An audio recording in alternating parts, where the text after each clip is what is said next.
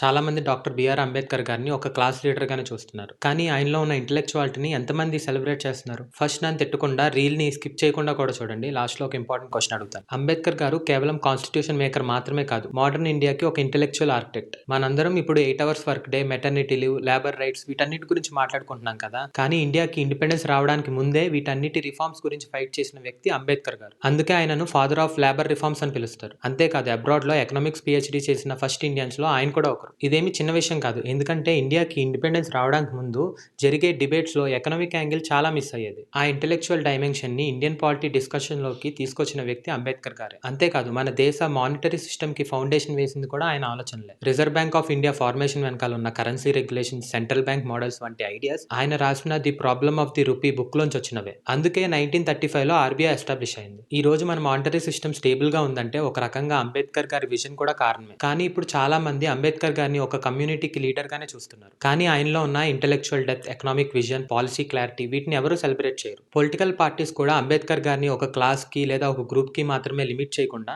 ఆయనను మోడర్న్ ఇండియాకి ఒక ఇంటెలెక్చువల్ విజనరీలా సెలబ్రేట్ చేయాలి. ఇప్పుడు చెప్పండి, మనకు తెలిసిన అంబేద్కర్ గారు కేవలం క్లాస్ లీడర్ మాత్రమేనా, లేకపోతే ఇండియాని ఇంటెలెక్చువల్లీ షేప్ చేసిన ఒక విజనరీనా? సో క్వశ్చన్ ఏంటంటే, అంబేద్కర్ గారు స్టార్ట్ చేసిన మహా సత్యాగ్రహ జరిగి ఇప్పటికీ ఎన్ని ఇయర్స్ అయింది? ఆన్సర్ కామెంట్ చేయండి. So thank you. జై హింద్.